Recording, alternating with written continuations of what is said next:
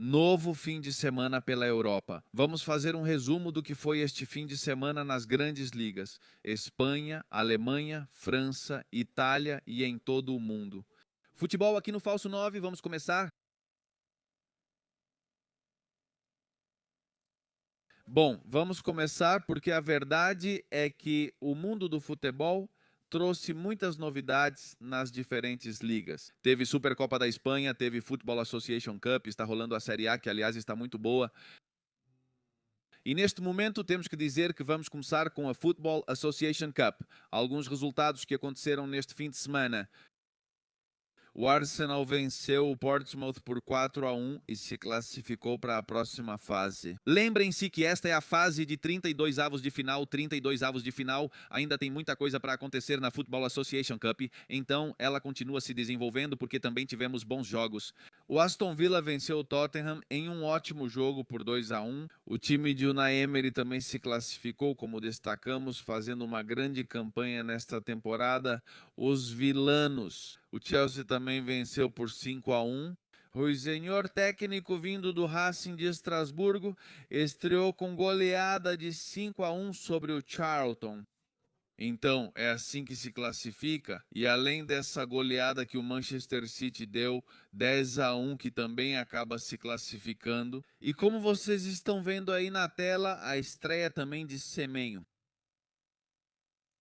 Também precisamos falar de duas quedas estrondosas. Uma delas foi a do Crystal Palace, que perdeu por 2-1 para o Macclesfield, 2-1.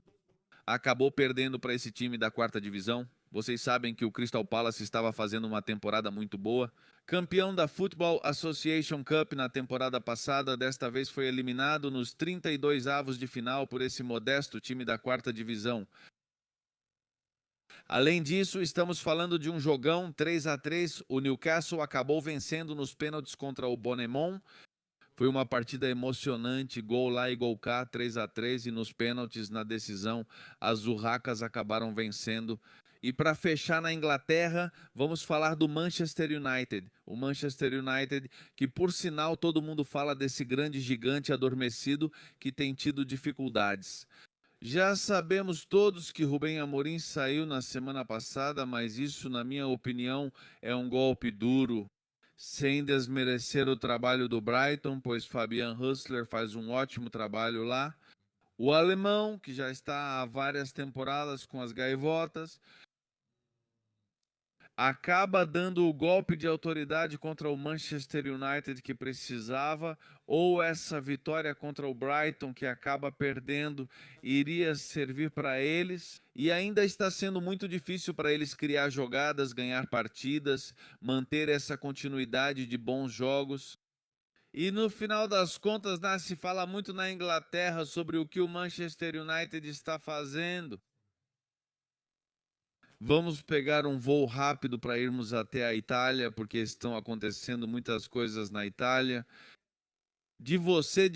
Vocês já podem ver o que foi esse jogão. Foi uma grande partida entre o Inter e o Napoli, 2-2. Parecia que o Inter ia ganhar, mas no finalzinho, já quase no fim, o time de Antônio Conte acabou empatando e, além disso, Antônio Conte foi expulso. O gol saiu aos 80 e um Scott McTominay, que faz ótima temporada, já vinha de bons anos com o Napoli. O Inter precisava vencer para se consolidar na liderança, mas não conseguiu. Não conseguiu vencer 2-2 em uma partida onde os dois precisavam da vitória, mas acabou empatado. É melhor para o Napoli, pois não se distancia do Inter, que está na liderança com 43 pontos. O Milan era quem precisava vencer, jogava contra a Fiorentina, já vamos falar deles, mas não conseguiu vencer, não conseguiu ganhar. O Milan também acaba empatando no final da partida contra uma Fiorentina dura e complicada. Christopher Nkunku marca no fim o gol agônico que garante o empate do Milan, impedindo que o Inter se distancie ainda mais. Mesmo assim, o time rossonero continua a 3 pontos. Por fim, é preciso mencionar a Roma, que venceu o Real El de Sassuolo por 2-0 e segue se aproximando. Ficou com 39 pontos, igual ao Napoli, mas o time napolitano lidera pelo saldo de gols. O Milan está em segundo com 40 pontos, o Inter lidera com 43. Vale mencionar que a Juventus joga hoje, ou seja, no momento em que estou gravando este vídeo, ainda não jogou. A Juve, que poderia se aproximar e também chegar aos 39 pontos, está com 20 partidas. A Roma e o Napoli. O Milan e a Inter vão ficar com 19 partidas jogadas, uma a menos, porque disputaram a Supercopa Italiana, assim como o Bologna. Então, é assim que está a situação na Itália. E vamos dar uma passadinha rápida pela Bundesliga, que já voltou, a Bundesliga que já retomou. Com esse jogo, né, o Frankfurt empata em 3-3 com o Borussia Dortmund e está sendo muito difícil para o Dortmund. Manter essa regularidade na Bundesliga não tem sido fácil. O time não conseguiu boas atuações nas últimas rodadas da Bundesliga. Vamos falar também sobre essa sim, senhora, essa queda estrondosa contra o Stuttgart, que vale mencionar que o Stuttgart está fazendo uma campanha muito boa. Vence por 4-1, nada mais nada menos que o Bayer Leverkusen. 4-1, acaba vencendo, se impõe e se aproxima das vagas para a Champions. E além disso, vamos falar desse grande time do Vicent Company, 8-1, e o jogo foi muito bom. Parece, é preciso dizer, parece que o Wolfsburgo ia dar o bote porque começou vencendo. Aliás, mas foi como se o Bayern de Munique tivesse acordado e gol após gol, foi com tudo, foi com tudo. Doblete de assistência de Lúcio Dias e além disso, Luchito Dias também fez gol, 8-1. Então vamos analisar a tabela de classificação que está assim. Bayern de Munique em primeiro com 44, muito, mas muito à frente do Borussia Dortmund, que tem 33 pontos. Em terceiro está o Leipzig, que não pôde jogar por causa da tempestade de neve, então fica em terceiro com 29 pontos. Leverkusen está em quarto com 29 pontos. Stuttgart em quinto, também com 29. E em sexto, fechando as vagas para competições europeias, o Hoffenheim com 27 pontos. Vamos encerrar o assunto das ligas, pois agora precisamos falar da Espanha.